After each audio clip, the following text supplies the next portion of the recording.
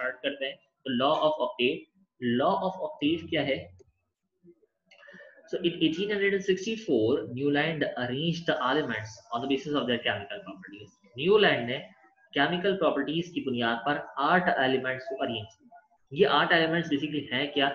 साइंसदान साहब न्यूलैंड कहते हैं if elements are arranged in order of increasing atomic masses, कि अगर हम एलिमेंट्स को इस तरह से अरेंज करें उनके बढ़ते हुए एटॉमिक मासेस से, लेट्स से कि एटॉमिक मास ऑफ लिथियम है 7, इसके बाद असेंडिंग ऑर्डर में मास है beryllium 9, boron atomic mass 11, carbon atomic mass 12, nitrogen atomic mass 14, oxygen atomic mass 16, fluorine atomic mass 19।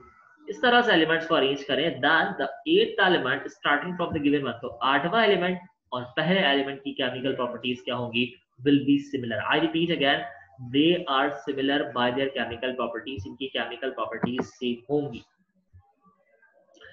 इसके अलावा केमिकल प्रॉपर्टीज के अलावा फिजिकल प्रॉपर्टीज कभी भी सेम नहीं होती। फिजिकल प्रॉपर्टीज से क्या मुराद है? Like the properties of physical states of the matter, like fluorine is found in the solid state, chlorine इसके बाद एलिमेंट है वो गैसियस स्टेट में मौजूद है, और ब्रोमीन मौजूद है जो कि लिक्विड स्टेट के अंदर मौजूद होता है। तो ये वो स्टेट्स है कि फिजिकली तो ये different elements, but chemically fluorine, chlorine, bromine, iodine, acid, तमाम एलिमेंट्स की केमिकल प्रॉपर्टीज सेम होंगी। But unfortunately again the law of octave was failed. Law of Octave भी जो है वो फेल हो गया। क्यों हुआ? डिस्क्रिपेंसीज क्या थी? तो law of octave was failed because Newland totally ignored the ideal gases. इन्होंने आइडियल गैसेस को इग्नोर कर दिया। अगर हम मॉडर्न पीरियोडिक टेबल में देखें तो हमें फ्लोरीन के बाद एक और ग्रुप नजर आता है which is of the noble gases. हम आइडियल गैसेस भी कहते हैं, जीरो ग्रुप भी कहते हैं, ग्रुप नंबर 8 ए भी कहते हैं। और ये एलिमेंट्स वो हैं जो आइडियल गैसेस हैं, वो सब्सटेंसेस हैं जो किसी केमिकल रिएक्शन में हिस्सा नहीं लेते। These elements are helium, neon, argon, krypton, xenon और रेडॉन। ये वो एलिमेंट्स हैं जो कभी भी किसी केमिकल रिएक्शन के अंदर हिस्सा नहीं ले रहे। इसी वजह से they have a part in the periodic table, उनका हिस्सा तो periodic table में जरूर है, लेकिन वो एलिमेंट्स न्यूलैंड ने टोटली इग्नोर कर दिया। That is why this Newlands law is not acceptable anymore. Second reason जो था इस न्यूलैंड के लॉ को फेल करने का, जो मजीद नहीं चल सकता, दैट वाज कि hydrogen is not included in the sequence. हमें हाइड्रोजन इस पीरियोडिक टेबल में कहीं भी नजर नहीं आ रहा, और हाइड्रोजन वो एलिमेंट है जो कि मोस्ट अबंडेंटली हमें एटमॉस्फेयर में मिलता है। तो सबसे पहले अगर हम बात करें तो क्लासिफिकेशन और arrangement of elements were first started by Al Razi, secondly it was carried out by Dobereiner. Dobereiner के मैकेनिज्म को मजीद आगे लेकर गए हैं न्यूलैंड्स, और न्यूलैंड्स के बाद है लॉथरमियर की classification. So what does the Lothar Meyer state? In 1869 Lothar Meyer arranged the 56 elements in the periodic table. Lothar Meyer ने तकरीबन 56 एलिमेंट्स को, 56 एलिमेंट्स को पीरियोडिक टेबल में अरेंज किया। और किस बुनियाद पे अरेंज किया? He calculated the atomic values of the elements. उन्होंने एलिमेंट्स की एटॉमिक वैल्यूज को फाइंड आउट करके उन्हें जो है पीरियोडिक टेबल में अरेंज किया है। अब now what are the atomic values? Atomic volumes क्या हैं, वैल्यूज क्या हैं? तो atomic volumes are the volume occupied by 1 gram atomic weight of atom of element is known as atomic volume.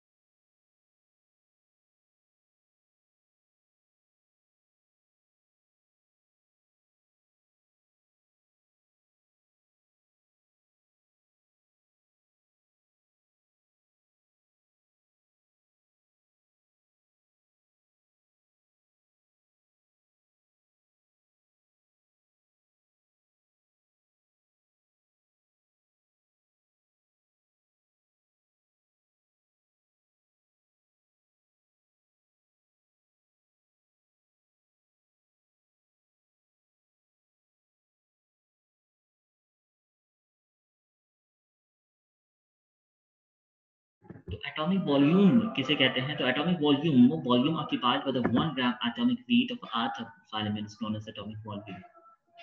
है क्या कि एटॉमिक वॉल्यूम को इस तरह से डिफाइन करते हैं कि वो वॉल्यूम जो किसी एटम में 1 ग्राम एटॉमिक वेट पे वो वॉल्यूम ऑक्यूपाई करे। मसलन एक एटम है, उसका मास जो है 1 ग्राम एटॉमिक वेट है, तो वो कितना वॉल्यूम ऑक्यूपाई करता है। अगर 2 ग्राम एटॉमिक वेट है तो वो कितना वॉल्यूम ऑक्यूपाई करेगा। 3 ग्राम वेट है तो उसका वॉल्यूम क्या होगा।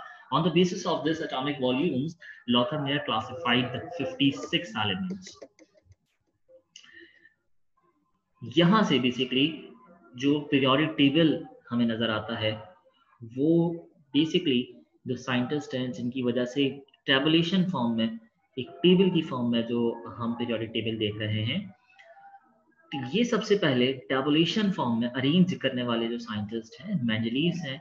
और मेंडलीव्स ने जो केमिकल एलिमेंट्स को अरेंज किया that was based on their increasing atomic weights. तो दिस इज व्हाट मेंडलीव कहते हैं the physical and chemical properties of the elements, के एलिमेंट्स की फिजिकल और उनकी chemical properties are the periodic function of the increasing atomic weights. उन्हें इस तरह से अरेंज किया कि सबसे पहले छोटे एटॉमिक वेट्स और उसके बाद बड़े एटॉमिक वेट्स जो है वो पीरियोडिक टेबल में हमें नजर आएंगे। मतलब जिसका वेट 1 है वो पहले है, फिर वेट के बाद 2, फिर atomic weight 3, atomic weight 4, atomic 5। इस तरह से मेंडलीव ने अपने टेबल को अरेंज किया। अब जिस तरह की अरेंजमेंट होती है, जब कभी भी याद रखिएगा कि हम किसी एक ऐसे दौर की तरफ जा रहे हों जब हम कोई टेबुलेशन फॉर्म बना रहे होते हैं तो उसमें बहुत सारे एरर्स आते हैं। सो वेरी फर्स्ट हमें ये बात आइडेंटिफाई करनी होती है कि अगर वो टेबल बनाया गया है तो उसके फायदे क्या हैं, and that we must to be familiar with the disadvantages of that particular table, उसके नुकसानात क्या हैं। तो अगर हम स्क्रीन पे देखें, the next question is give the advantages of Mendeleev table. Mendeleev की टेबल के फायदे क्या थे। तो first point, it help the systematic study of elements. इसके जरिए हमें एलिमेंट्स की सिस्टमैटिक स्टडी मिली। क्या कि अगर हमें लिथियम को स्टडी करना है तो वी आर फैमिलियर कि lithium will be in the group number 1, हमें पता है कि ग्रुप नंबर 1 में है। अब ये बात याद रखिएगा कि मैं जब भी पीरियोडिक टेबल की बात करता हूँ, मैं एडवांस लेवल पे कर रहा हूँ। मैं अगर आपसे कहता हूँ कि बेटे अगर एलिमेंट है ग्रुप नंबर 2 में तो मुझे ये बताओ कि उसके आखिरी शेल में कितने इलेक्ट्रॉन होंगे। तो ग्रुप को इस तरह से बनाया गया है या एलिमेंट्स को इस तरह से रखा गया है ग्रुप्स के अंदर कि वो वहां पर अपने वैलेंस शेल में इलेक्ट्रॉन की तादाद बताते हैं। As it is group number 5 is the point number 5 कि group number indicates the valence number. Group number हमें वैलेंस नंबर बता रहे हैं। ग्रुप नंबर 5 के अंदर वैलेंस शेल के अंदर इलेक्ट्रॉन की तादाद जो है वो 5 है। ग्रुप नंबर 4 में वैलेंस शेल में इलेक्ट्रॉन की तादाद जो है वो 4 होगी। इसी तरह से अगर एलिमेंट है ग्रुप नंबर 8 का तो definitely it will be having the 8 electron in its valence shell. तो इस तरह से हम केमिकल एलिमेंट्स, केमिकल प्रॉपर्टीज को आइडेंटिफाई कर सकते हैं। Second point of the advantage is that prediction of new element was made possible. साइंसदान ने यानी कि मेंडलीव ने वो एलिमेंट्स जो कि इन फ्यूचर डिस्कवर हो सकते हैं, लाइक एक का बोरॉन, एक का एल्यूमिनियम, ये वो एलिमेंट्स थे जो कि उस वक्त डिस्कवर नहीं हुए मेंडलीव के टाइम पर। बट मेंडलीव ने इन एलिमेंट्स के बारे में प्रेडिक्शन की कि इन फ्यूचर ऐसा होगा कि ये एलिमेंट्स भी डिस्कवर होंगे।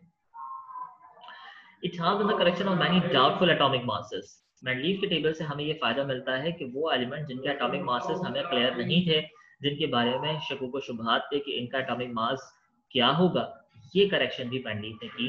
And furthermore he arrange the elements. ये एलिमेंट की हम बात करें पीरियोडिक टेबल में किस तरह से अरेंज है, तो he arrange the elements in 8 vertical columns called group. यानी कि मेंडलीव का टेबल अगर हम देखें तो इसमें टोटल ग्रुप्स की तादाद 8 है और 12 हॉरिजॉन्टल रॉज यानी कि पीरियड्स जो है वो मौजूद है। This is very most important point from MCQs point of view. आपसे कहा जा सकता है कि टोटल ग्रुप्स की तादाद मेंडलीव के टेबल में कितनी है, तो देयर आर टोटल 8 ग्रुप्स। और अगर पीरियड्स की बात करें तो there are 12 periods in the Mendeleev table. In contrast अगर मॉडर्न पीरियोडिक टेबल की बात करें तो मॉडर्न पीरियोडिक टेबल और मेंडलीव के अंदर एक सिमिलैरिटी है, वो ये कि दोनों के पास टोटल ग्रुप्स की तादाद 8 है। लेकिन मेंडलीव के पीरियोडिक टेबल में टोटल पीरियड्स की तादाद 7 है। टोटल पीरियड्स की तादाद यहाँ पर 12 है मेंडलीव के टेबल में, जबकि मॉडर्न पीरियोडिक टेबल में 7। What are the disadvantages of Mendeleev table? तो वो क्या फीचर्स हैं, वो क्या वजूहात हैं जिसकी वजह से हमें यहाँ पर कुछ डिस्क्रिपेंसीज नजर आ रही है मेंडलीव के टेबल में। First point, it doesn't left spaces for the isotopes. इन्होंने आइसोटोप्स के लिए जगह नहीं छोड़ी। अब आइसोटोप्स क्या है? Isotopes are those elements having same atomic numbers but different mass number। वो एलिमेंट जिनका एटॉमिक नंबर जो है वो सेम है, लाइक हाइड्रोजन। हाइड्रोजन का एटॉमिक नंबर 1 होगा प्रोटियम के अंदर, ड्यूटियम के अंदर, ट्राइटियम के अंदर, लेकिन प्रोटियम का एटॉमिक मास 1 है, ड्यूटियम का एटॉमिक मास 2 है, ट्राइटियम का एटॉमिक मास 3 है. This is what, this is the definition of isotopes. Isotopes are those elements having same atomic numbers but different mass number. Atomic number इनके same होते हैं लेकिन mass number जो है वो डिफरेंट है. तो वो आइसोटोप्स जो रखने चाहिए थे पीरियोडिक टेबल में, मैंडलीफ ने उन्हें कोई पोजीशन नहीं दी. इसी तरह से डिसिमिलर एटम्स और प्लेस इन सेम ग्रुप्स, वो एलिमेंट जिनकी केमिकल प्रॉपर्टीज सेम नहीं हो रही थी, like alkali metals were placed with the coinage metals. Alkali metals को क्वार्नस मेटल के साथ रख दिया गया, यानी कि वो एलिमेंट जिनकी केमिकल प्रॉपर्टीज मैच नहीं कर रही, यानी कि ग्रुप 1 के एलिमेंट्स को ग्रुप 2 के अंदर रख दिया, ग्रुप 2 के एलिमेंट्स को ग्रुप 4 में, ग्रुप 7 के अंदर. इस तरह से अगर अरेंजमेंट है तो it's mean what, dissimilar atoms हो गए ना, उनकी केमिकल प्रॉपर्टीज सेम नहीं है.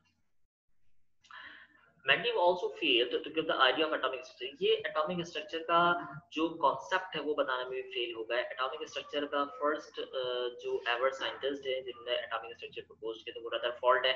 उन्होंने कहा कि inside the center nucleus है और उस nucleus में प्रोटॉन और न्यूट्रॉन है, फिर ऑर्बिट है जहाँ पे इलेक्ट्रॉन है. तो मेंडलीव ये स्ट्रक्चर बताने में भी नाकाम रहे. Position of lanthanide and actinide series were assigned in similar places. Lanthanide actinide series में जितने भी एलिमेंट्स हैं, अगर हम पीरियोडिक टेबल में देखते हैं, मॉडर्न पीरियोडिक टेबल में, तो लैंथेनाइड और एक्टिनाइड सीरीज हमें लास्ट बॉटम लाइन में नजर आती है, ये दो series. And this series is actually radio active in nature, ये रेडियो एक्टिव एलिमेंट्स हैं. तो लैंथेनाइड और एक्टिनाइड सीरीज को इन्होंने एक ही जगह पर प्लेस कर दिया, जो कि नहीं होना चाहिए था. मजीद ये कि he place the elements of higher atomic weights before the lower masses. वो एलिमेंट जिनके मासेस ज्यादा हैं उनको पहले और जिनके मासेस कम है उन्हें बाद में रखा जाए.